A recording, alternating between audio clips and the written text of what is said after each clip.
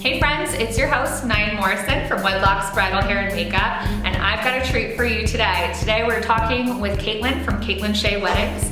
Kaitlin's a good friend of mine and also a wedding coordinator extraordinaire.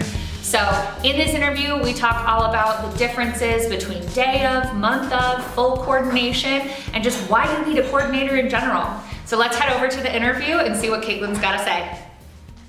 Hey everybody, so I am super excited because I am here today with a good friend of mine, Miss Kaitlin Shea from Kaitlin Shea Weddings. Hi Kaitlin. Hi, Nyan. Thank you so much for having me. Absolutely. So why don't you go ahead and we'll dive right in and you can tell us a bit about your business and what you do. Okay, perfect. So my company is Kaitlin Shea Weddings. I am Kaitlin Shea. My actual last name is Amanatullah, but I did not want to make my clients have to search for that on the internet. So I went with actually my middle name for my business. And I've loved events and weddings and just celebrating for as long as I can remember. Like in high school and when I was younger, I would throw little holiday parties and I would always ask if I could help with like Christmas decorating and all of that kind of stuff. And so it's always been something that I loved. And so I'm really glad that during college, I actually got engaged to my high school sweetheart. And that was kind of my introduction to the world of weddings and events. I think for whatever reason, it just never registered me as a career option until that happened. And so we hired our own wedding planner because my parents were out of state. We were still in school and we just kind of figured that would be the best option for us since we were so new to wedding planning and all of that kind of stuff. So we hired a planner and she was sort of my introduction to the world of working in weddings. And from there, I ended up working at bridal salons and just kind of starting to get my feet wet before I started my company in 2018. So coming up on about 2 years here, and we do everything from month of coordination, which if you've heard day of coordination or event management or some of those other terms, it's the same package. It's just all of those necessities. And then the other end of the spectrum would be full planning, which I do as well as social events too. And then elopements, which I'm really excited about with everything that's going on this year. I feel like elopements will have quite some time in the spotlight. So yeah. Absolutely. Yes, big year for elopements for I think everyone, for the whole world right now. If you're watching at a later date, we're doing this during the quarantine, during the pandemic. So, well, that's awesome. What did you end up going to college for? I'm curious. Yeah, so I knew I wanted to do something creative, so I went for art and art history, and I loved it, but didn't think it was something that I wanted to pursue for the long term. So I'm really glad I ended up here instead. It's a very common story, but it's really great that you ended up finding like the wedding industry kind of early on, right? So yeah, why don't you tell us the difference between like day of, month of, and full planning? Yeah, absolutely. So with, I think it's kind of confusing for people, even the label day of or month of, because oftentimes, and again, like you said, every planner is different. But for the most part, that package seems to include just the necessities. So having someone their day of doing all of the things that you would not want to be doing on your wedding day, like setting up and coordinating vendors and all of those things that day of are very important. But typically that package also includes like your timeline, floor plans, a final walkthrough, which is usually about a month beforehand, your rehearsal. So it's not even that day of label is very confusing. And then so a lot of people I've seen have switched to month of, which I am one of those who am calling it my month of package at this point, because a lot of the in-person work starts that month of with going to the venue and meeting family and wedding party and really starting to pull those details together. But that month of title is still confusing because that doesn't mean that we're not talking at all until a month before the wedding day. So typically it's just the difference between having someone with you, like at all of those consultations, at all of those venue tours, or having that person more on the back end to start with, and then their role really comes out about a month before when those final details are put in place. So that's kind of the difference between the two packages. Full planning includes absolutely everything: attendance at every meeting, help with RSVPs and websites and all of the details. And then month of is much more the important stuff and what you really need to have during that last month of wedding planning, because a lot of people do want to take control of hiring vendors and picking colors and some of that kind of stuff. But I always tell people, like, no matter how much of a type A person you are or how much of a control freak you are, like, you are not going to want to be doing that on your wedding day. So everybody needs at least some sort of day of or month of planner. But yeah, you're right. Those titles are definitely confusing. For sure. And you can tell at weddings, like as a vendor, like who's had help and who's had a coordinator and a professional who's an event planner, you know, Right. and you can really tell the difference. So what's some of your favorite, what's your favorite wedding you've ever done? And like, why, I guess. That's a great question. I have a lot of weddings that are very memorable for a variety of reasons. But there's always one that's going to stick out in your head, I feel like, or at least a few. Well, so my first wedding was actually a really great, and I've talked about this with a lot of vendors, so I'm sure vendors who see this are going to know exactly what I'm talking about. But my very first wedding, I was so grateful. My friend Carrie Gia, she's a photographer. She had sent, her sister was getting married, and so we were figuring out all of that last minute. She wanted like a day of coordinator type of situation, and it wasn't something that they had planned on from the start, but it was then gifted to the couple later on. And so this was my first wedding, going into it after having only ever worked for other people and been an assistant and kind of in that position. So I was really like overthinking things going into it, and just being like, I wasn't sleeping that well. Like, I was very stressed out about this first day and just overthinking all of these little details. And then this wonderful girl who was supposed to assist me that day, she actually ended up breaking her leg within like the first 30 minutes that we were on site. You broke her leg at the wedding? She did, yes. And luckily, like, she was okay. I'm sure she was in shock, but she was okay. Like, none of the guests were there. The wedding party wasn't there. So it was before things had really picked up. But it was something that I could have never anticipated. Like, it was not anywhere in the back of my mind that this could happen on my first wedding day. Right. And that one will always be memorable, just because it was the first and probably the craziest still at this point.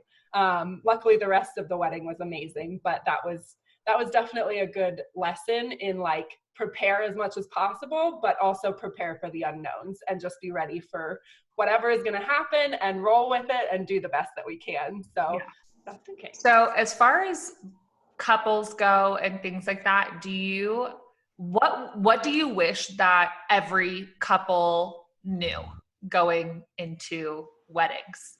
And not the advice, what do you wish that they knew in regards to like coordination and planning and wedding planners and things like that? Yeah, I would say I've had quite a few instances where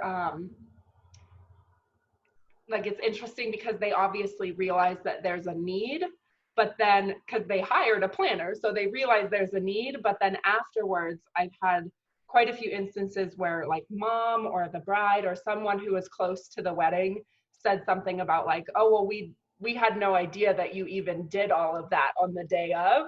Mm-hmm. And so I think people kind of overestimate what they can accomplish themselves on the wedding day.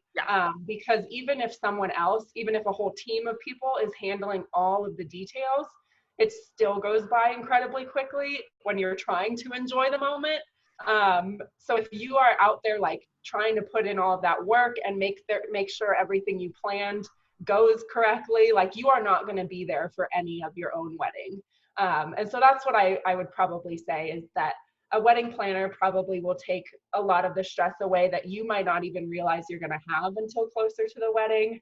And they're going to do things that you might not even know about after the wedding, like things that are going on behind the scenes that are fixed before you realize they're going on, like your cards and gifts are safe, you're always fed, and you always have a drink in hand. Like there's so many things that go on that day that I think people underestimate or overestimate what they can do themselves as far as the wedding day. And so that's probably what I would say. For sure. Even those people who knew they needed someone were still surprised by the work that goes into the day of. Absolutely. I mean, it's literally the biggest party of your entire life is what you're planning. And you need a buffer person, right? Like you really need that buffer person because I'm with us, we're there. We're the first vendors that interact with a couple. And typically we're just with the bride most of the time. But to see what that morning looks like for her and the bridal party when there is a coordinator and when there's not, right, it's a big difference. So I totally understand that.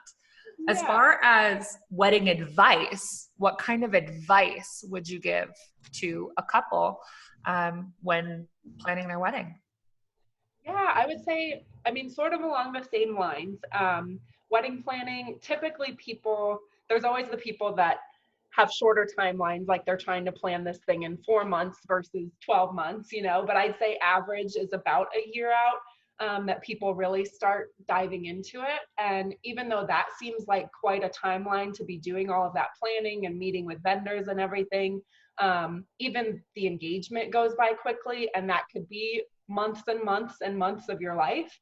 So I would say like really sit back and like take the time to realize that what you're doing is something really important, and it's going to like stay with you and your husband or wife or spouse or whoever for the rest of your lives. It's not just this amazing party. So really like sit back and realize everything that you guys are putting effort into and enjoy that time together, because the engagement is a very short period of your life. And then really enjoy the wedding day and the wedding week too, because that'll go by so much quicker than the rest of planning, even though that's also very fast. So just try to really enjoy it and not stress yourself out about all of the little details, because yes, there are a lot of things to do, but it should be fun for you too. And it should be something that the two of you kind of tackle together, if possible.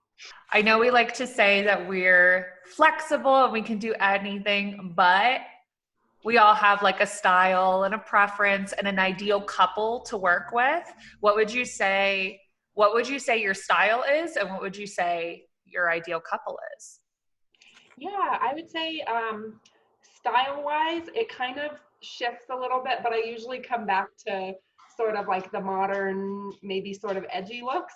And that's just sort of what I'm drawn to, which makes a lot of Denver venues really amazing and fun. And like, there's so many spaces that work really well with that in Colorado. But obviously everyone is a huge fan of the mountains here too.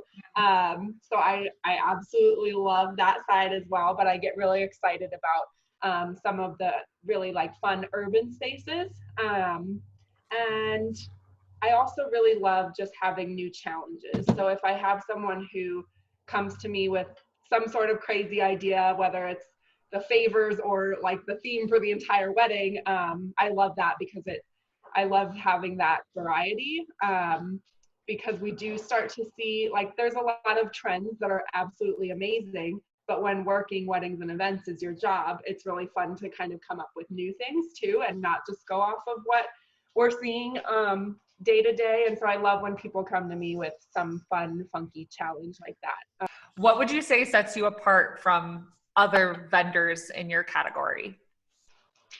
A couple of things. First being, and I know everybody in this industry, or most everybody, really loves it and does it because they love it. But even when I'm not planning weddings or doing anything for a client, it's sort of like finds its way into my hobbies and my life in general.